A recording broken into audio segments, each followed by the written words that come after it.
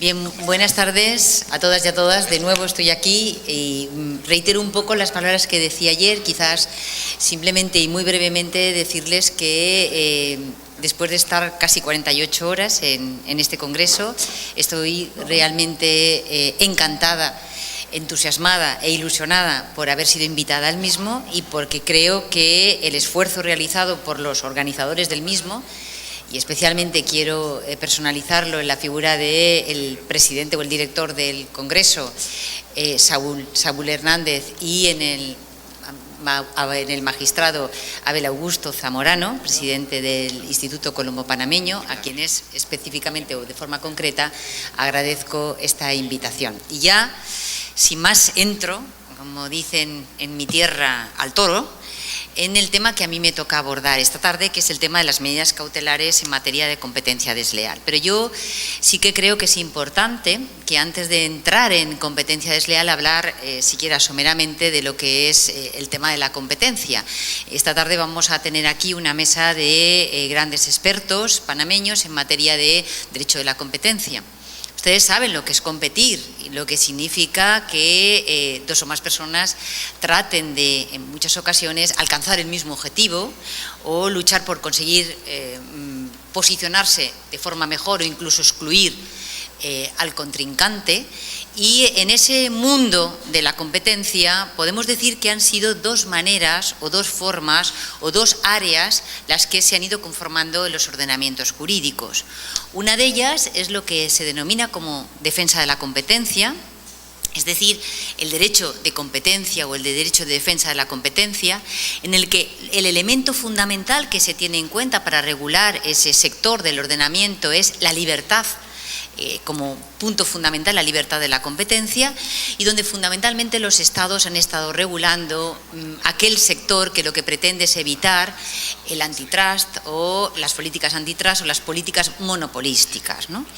Y junto con ese ámbito que durante el siglo XX realmente preocupó mucho al Estado, apareció poco a poco, paulatinamente, otro sector de la competencia que es lo que denominamos competencia desleal.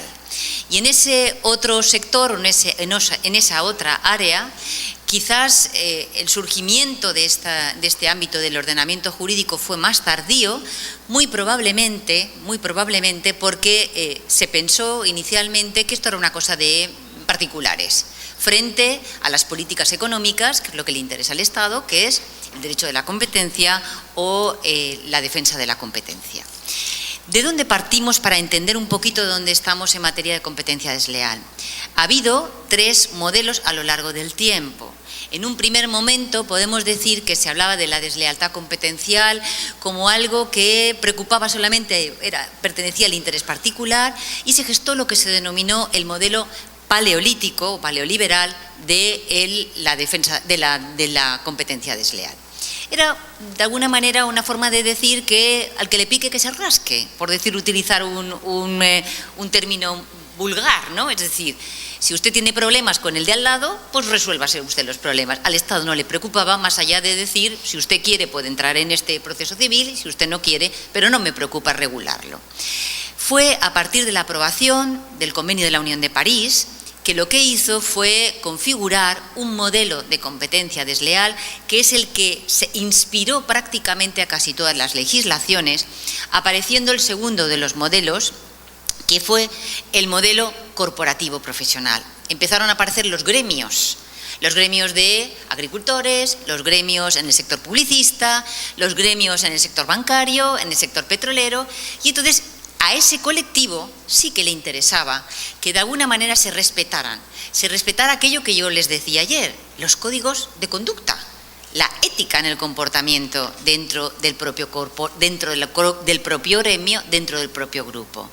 ¿Y esas reglas en qué consistían?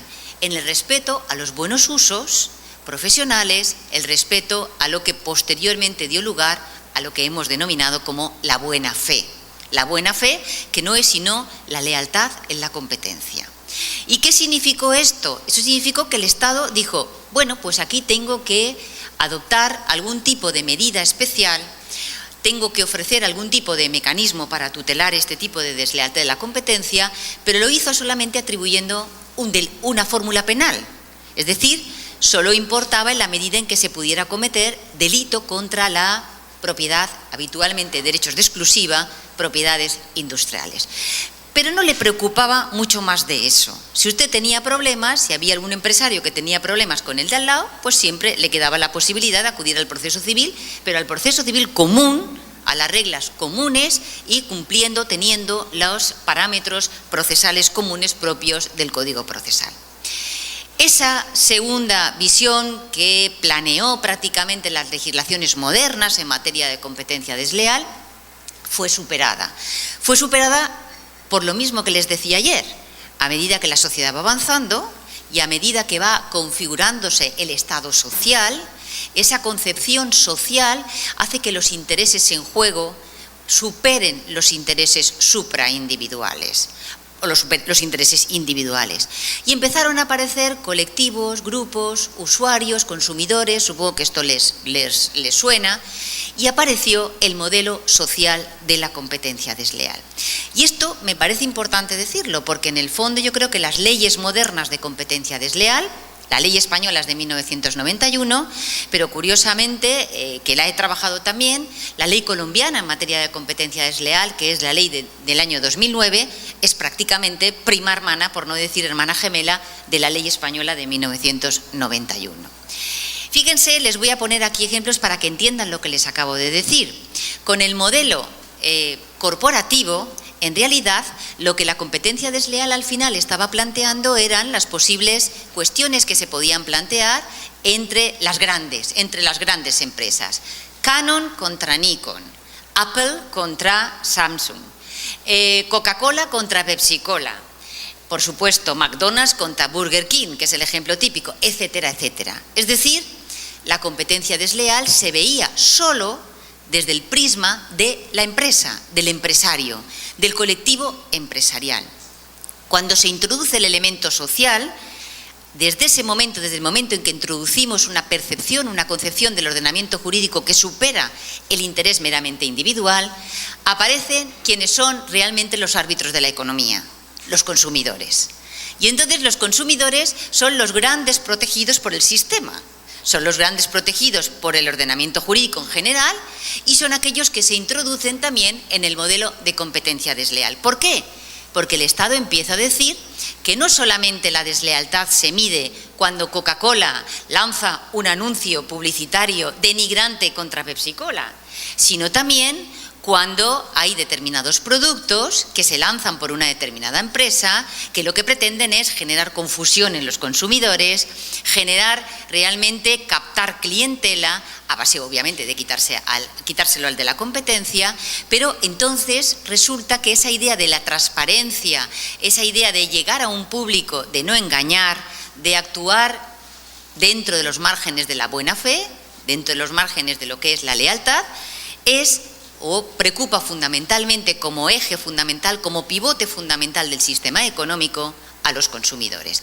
En el momento en que los consumidores y usuarios aparecen como el elemento destinatario de la economía, desde el momento en que los consumidores son, como decía, los árbitros de la economía, los modelos de competencia desleal cambian. No se crean que esto que les estoy diciendo todas las legislaciones se lo han creído. Algunas lo han introducido en la norma, pero han seguido aferrados al convenio de la Unión de París, porque siguen pensando que la competencia desleal sigue, sobre todo, afectando a mi vecino competidor. Pero fíjense ustedes que cuando se vende, cuando resulta que uno encuentra en el mercado productos como este, que dicen, mire usted, si usted se toma este polvito que se llama Slim Fast, usted va a terminar teniendo una figura absolutamente maravillosa. O cuando se pone esta crema, usted va a encontrar con que al cabo de 2 meses va a tener un melenón enorme, una peluca enorme de pelo. O cuando me dicen aquello de que si usted se toma esa pastillita, va a encontrarse que en 3 meses va a no tener una sola arruga en la piel, o que va a tener una piel sin manchas, sin ningún tipo de acné ni nada, lo que nos están vendiendo, o que es el que vemos todos los días, sin ejercicio, sin dieta, sin efecto, sin no sé qué, en 10 paso de pesar 10 kilos a pesar 10 kilos menos. Esto en el fondo es una actividad empresarial, que ¿a quién pretende atraer? ¿Qué es lo que pretende el empresario cuando diseña, produce, comercializa y dirige una publicidad? ¿A quién pretende? Obviamente a los consumidores. ¿Por qué? Porque si los consumidores no consumen, no hay economía. Y desde ese planteamiento, que obviamente estoy yendo un poco a galope para que ustedes entiendan bien dónde estamos, desde ese planteamiento la idea de la competencia desleal cambia.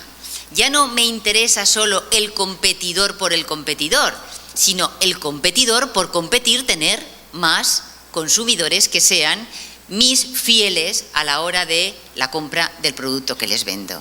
Todo lo que les he enseñado son ilusiones, ustedes lo saben, ¿no? Es decir, todo lo que vemos, pero bueno, de vez en cuando comprar ilusiones forma parte de la vida y del acervo diario en el que nos encontramos.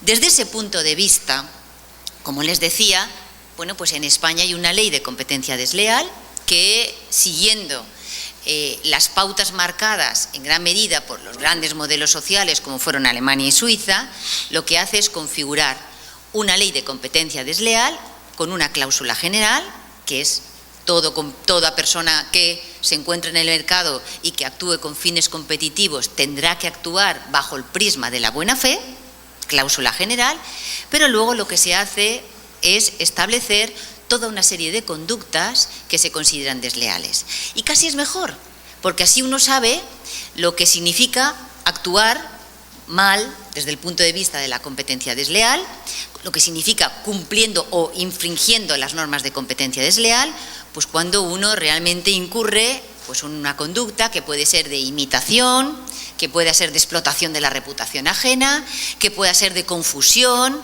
que pueda ser de violación de normas, que pueda ser de discriminación, que pueda ser de alguna manera de comparación ilícita o desleal del contrario, etcétera, etcétera. Lo que hacen las leyes, ya avanzado el siglo XX, es enumerar una casuística, una tipología de actuaciones de naturaleza desleal. Y yo les puedo decir que trabajé durante algún tiempo sobre este tema en materia de competencia desleal, que mi ley, la ley española del 91, me parecía una ley preciosa. Era una ley preciosa, cortita, clarita, donde se especificaba muy bien lo que se podía hacer y lo que no se podía hacer. Y no solo eso, sino que como, fíjense ustedes, 1991 teníamos Código Procesal Civil LEC, Ley de Enjuiciamiento Civil vieja, o sea, no teníamos nuevo proceso civil. Hasta el año 2000, durante ese periodo de 10 años, hasta que entró en vigencia el nuevo Código Procesal Civil, en la nueva Ley de Enjuiciamiento Civil, realmente lo que hace la ley es decir, para el caso de los competidores, cuando se trate de competencia desleal, el Código Procesal Civil viejo, decimonónico, no sirve. No sirve porque en el mercado se requiere soluciones rápidas desde el punto de vista procesal. No podemos dilatar y que un proceso nos dure 6 años, porque entonces la deslealtad ya estará consumada, quemada, derretida, agotada y ya no se sabe hasta dónde. Y entonces lo que este código hacía, lo que hacía la ley del 91 era introducir muy claramente el concepto contenido de la deslealtad competencial y una serie de normas de naturaleza procesal. Una serie de normas de naturaleza procesal que cuando llega la aprobación de la Ley de Enjuiciamiento Civil en el año 2000, desaparecen, se derogan porque se incorporan al nuevo Código Procesal Civil, a la nueva normativa procesal común. ¿Y por qué les digo era una ley preciosa y no es una ley preciosa? Pues porque, como nunca llueve a gusto de todos, yo les voy a contar por qué no me ha gustado. Cuando llega el año 2009, España modifica la ley de competencia desleal y lo hace teniendo en cuenta 2 directivas de la Unión Europea que se referían a prácticas comerciales desleales que afectaban a los consumidores y a la publicidad engañosa. Y lo que hace el legislador es temeroso de que nos caiga una espada de Damocles que nos inicie un procedimiento sancionador por no adaptar la normativa, lo que hace es un cortapega, es decir, cortó el elenco de las normas que decían esta conducta contra los consumidores y lo introdujo en algo que ha parecido que es un bodrio. En estos momentos nuestra ley es un bodrio. Podía haberse mantenido la legislación vieja y simplemente haber hecho una pequeñita referencia a conducta referida a los consumidores. La ley nuestra era una ley que respetaba prácticamente lo que luego dijo la directiva. Y por tanto no hacía falta haber hecho lo que se hizo, que como se hablaba esta mañana, al final, cuando se hacen aquello de las adendas y las tiritas que se ponen en los códigos, en muchas ocasiones, pues es como cuando uno se compra un traje y empieza a meter de aquí, a sacar de allá y tal. Y al final, el resultado final es mucho peor de aquel que había originariamente. ¿Qué es lo que hace la ley de competencia desleal en materia procesal? En materia procesal lo que hace es introducir y decir lo siguiente: si ustedes tienen un problema en materia de competencia desleal, aquí tienen las acciones que pueden ejercitar.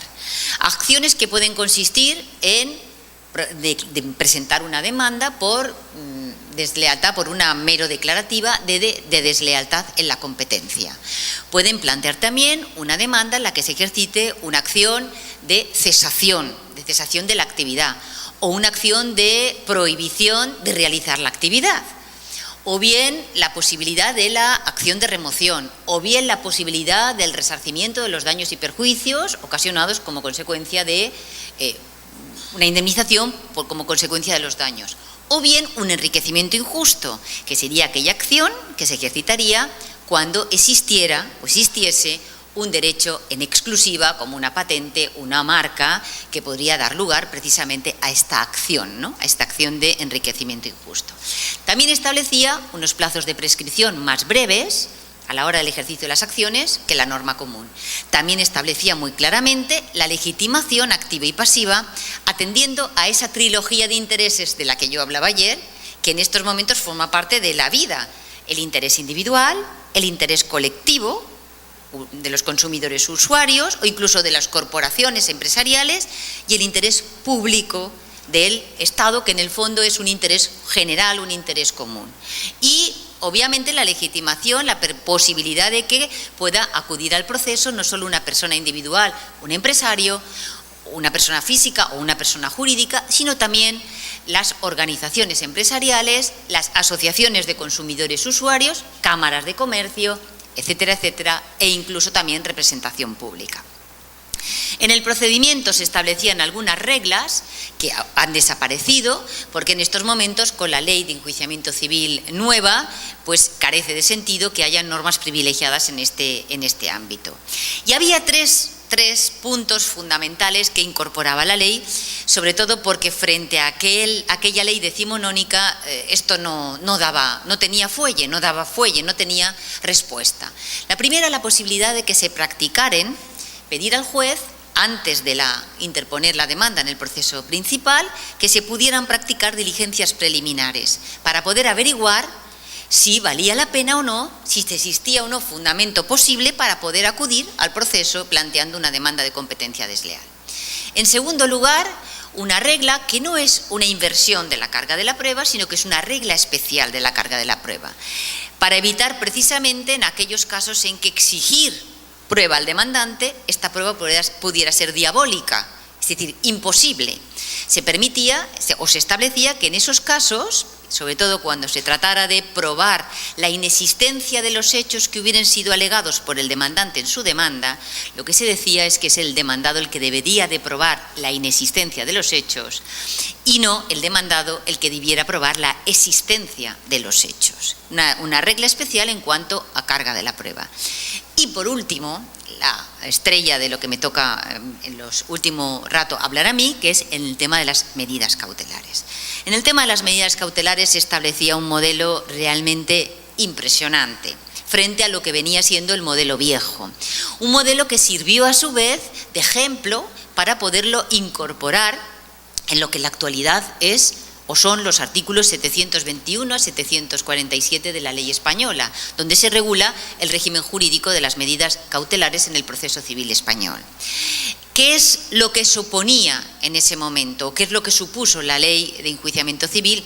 La ley de enjuiciamiento civil supuso una revolución cautelar. Esta mañana se hablaba también por el licenciado, por el abogado Enrique, se hablaba precisamente, una de las cuestiones fundamentales que exigen una revolución, si se quiere tener un proceso civil ágil, es que las cautelares funcionen. Yo creo que las medidas cautelares son una pieza fundamental de la tutela judicial efectiva. Es una manifestación más. Si no hay derecho a la tutela judicial efectiva cautelar, no hay tutela judicial efectiva. Bien, aquí lo que se hizo fue manifestar que estamos ante un proceso con demandante y demandado.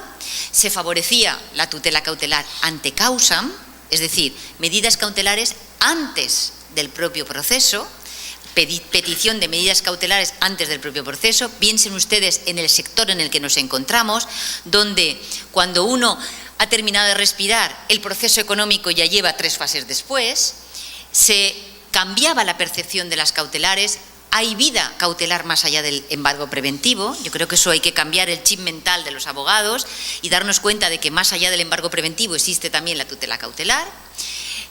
Por tanto, se hablaba de medidas que permitían no solamente el aseguramiento, sino también la conservación del statu quo, incluso la anticipación del posible fallo de la resolución que en su día se dictara, y se regulaban pues, los presupuestos, las características y, sobre todo, se abre una puerta a un juez mucho más proactivo a la hora de la adopción de la medida cautelar. No tenemos una medida cautelar genérica, como hablábamos esta mañana, como se hablaba aquí esta mañana, pero sí que lo que se tiene es una facultad reconocida en la ley de que el órgano jurisdiccional, en base a lo que podríamos llamar el principio de proporcionalidad, considere que es mejor adoptar una medida cautelar menos gravosa para la parte demandada que cumpla los fines realmente pretendidos por el actor en su demanda. Es decir, no es tanto que elija lo que quiera, sino dentro del equilibrio entre el demandante y el demandado. Lo que hace la ley, a mí hay una cosa que no me termina de gustar mucho, y es una ley un poco académica, porque cuando se introduce en una ley las características de las medidas cautelares, yo creo que esto no hacía falta introducirlo. Es verdad que las características es lo que es y la regulación es lo que da lugar a las características, pero probablemente no hacía falta ponerlas. ¿Cuáles son las características? La instrumentalidad, obviamente, de las medidas cautelares, dependencia del proceso principal, la provisionalidad, no nacen para vivir eternamente, sino precisamente con un carácter que se vincula con la temporalidad, cuánto van a tener un tiempo de duración determinado, la variabilidad porque pueden cambiar los presupuestos y dar lugar a la alteración o cambio de la medida, y la proporcionalidad, que a mi modo de ver es la que planea toda la regulación de las medidas cautelares en cuanto al equilibrio, a la necesidad de entender el equilibrio entre lo que pide el demandante, los fines pretendidos y el gravamen o la gravosidad que supone la medida o la adopción de la tutela cautelar al demandado. Fundamentalmente me parece interesante, brevemente, la idea de la instrumentalidad se queda reflejada en la ley en varios preceptos distintos. Fíjense ustedes, les decía anteriormente que una de las cosas que supone una conquista en la tutela cautelar es reconocer la tutela cautelar ante causam. Es decir, el ordenamiento dice las medidas cautelares se pueden pedir antes de que haya un proceso principal. Pero ojo, tenemos que establecer el equilibrio, no vamos a favorecer solo al demandante. ¿Cómo podemos equilibrar el peso, el daño causado al demandado? Diciendo, en el plazo de 20 días, desde que se dicta la medida, tiene que interponerse la demanda del proceso principal. De manera que si no se hace, habrá que proceder al alzamiento de la medida. La instrumentalidad también se garantiza mediante la norma que hay en el proceso civil español, que lo que se dice es que si un proceso estuviera suspendido, el proceso principal, por más de 6 meses, también hay que levantar la medida cautelar, no vamos a dejarla ahí fija cuando el proceso está paralizado. Y por supuesto, la instrumentalidad viene condicionada a la suerte de lo que suceda en el proceso principal. Si el proceso termina por un acto de disposición de la parte, lógicamente dará una respuesta a la medida cautelar, y si termina con estimación o desestimación de la demanda, pues obviamente el alzamiento se producirá de forma automática o habrá que esperar a la resolución de recursos si es que éste se ha planteado. ¿Cuáles son los presupuestos? Los presupuestos son situación jurídica cautelable, apariencia de buen derecho, el periculum in mora y la caución, como ustedes saben. ¿Cuál sería la situación jurídica cautelable? dependerá del tipo de pretensión que se haya ejercitado. Fíjense, yo les hablaba en competencia desleal, mero declarativa, pretensión de cesación o prohibición, pretensión de remoción, pretensión de indemnizatoria, pretensión de enriquecimiento injusto. El tipo de pretensión es el que me va a decir el tipo de medida. Es decir, carece de sentido ir siempre directo de cabeza a tirarnos hacia el embargo preventivo, porque hay ocasiones donde lo que yo estoy pidiendo es una obligación de hacer, donde el embargo preventivo no me resuelve la papeleta en el ámbito económico. Apariencia de buen derecho, ¿qué es esto? Es el humo, es la probabilidad, la posibilidad de pensar que el demandante va a ganar en el pleito. Si yo les pongo esta filmina, esta ficha, ustedes se dan cuenta que ahí hay un fumus clarísimo, ¿no? Es decir, el demandante es corona, el demandado cerona. Si ustedes van a una tienda a comprar, adquirir esta cerveza, se darán cuenta que lo que hay es un intento clarísimo de confundir al consumidor. Porque el tipo de botella es la misma, el color es el mismo, tipo de letra la misma, y claro, se puede decir, pero las letras no son iguales, una habla de corona, otra habla de cerona. Pero si ustedes van así rápido y pasan rápido, es muy probable que agarraran cerona pensando que estaban agarrando corona, ¿no? O, por ejemplo, en este caso, ¿no?, donde realmente se producen todo el tema de las copias y demás. Neki, ¿a qué les recuerda? A Nike, ¿no? A Vivas, ¿a qué les recuerda con el anagrama? A Adidas. Dolce y Gabbana, y aquí pone Dio y Gómez. O ustedes entran en un café con un logo en el que parece Starbucks. ¿A qué les recuerda? Starbucks. Es decir, todo esto, si ustedes se dan cuenta, estos ejemplos son reales, como la vida misma. Estos los encontramos en nuestra vida cotidiana. En realidad, todo esto son los trucos que utilizan determinados empresarios en determinados, digamos, empresas de sector más bajo, que lo que pretenden es aprovecharse de la reputación ajena para confundir al consumidor. El segundo presupuesto sería el peligro. Obviamente la duración del proceso ya es un peligro en sí, periculum en abstracto, pero luego hay una serie de peligros en concreto, que pueden ir desde pérdida de la cosa, deterioro de la misma, la continuidad de la práctica de la actividad, la insolvencia, la posible irreparabilidad. Si yo les pongo ejemplo de insolvencia, pues bueno, el demandante se encuentra con que el demandado está con dos sacas sacando el dinero del banco y además metiendo y haciendo una mudanza, sacando todas las cosas de la casa. Hay un peligro, obviamente, ahí de que el demandado se va a colocar en situación de insolvencia. Si realmente en una determinada tienda se observa que venden determinados jeans con copia del anagrama de la marca Levi's, obviamente podemos retirar, ¿no? Podemos incautar los jeans que existen, pero si resulta que sabemos y conocemos que hay un bajo en la calle X donde se están fabricando a granel, por decirlo de alguna manera, este tipo de pantalones, hay un peligro de reiteración de la actividad. Y si lo que venden son los productos milagro, en el que yo, tomando una pastillita, sin dieta, sin ejercicio y sin rebote, me convierto en una sílfide, como pone ahí, o como aparece la modelo, pues obviamente eso puede tener una repercusión en la propia salud de la persona. Ahí habría un posible peligro de irreparabilidad que afectaría a la propia salud de la persona. Y por último, el cuarto presupuesto sería la caución. Ustedes saben que si el demandante pide y se le da, al demandado le tenemos que garantizar algo, y ese algo viene a garantizarse por la posible caución que se exija. Aunque hay ocasiones en que se permite la excepción de la caución, pues bien porque se trate de asociaciones de consumidores que velan por el interés colectivo de los mismos cuando ejercen una acción de cesación, o bien cuando se trata de organismos como el Estado, en España las comunidades autónomas, que quedan exentos de la misma. El tema de siempre, ¿quién y cómo se adopta la medida? Juez adopta la medida y ¿qué es lo que tiene que tener en cuenta? Y esa es la pregunta del millón. Es decir, yo no tengo la varita mágica y creo que la respuesta no tampoco debe de ser que tanto pides lo que tanto le exigen, porque puede ocurrir que un demandante al que se le exige una caución por el mismo valor de la demanda podría provocar la imposibilidad de adoptar la medida cautelar. Yo creo que el juez tiene que tener un criterio, una manera de poder valorar con una serie de parámetros, atendiendo tanto al contenido de la pretensión, a la naturaleza de la misma, pero también a las condiciones en las que se encuentra el demandante, la posibilidad de exigirle más o menos de caución correspondiente.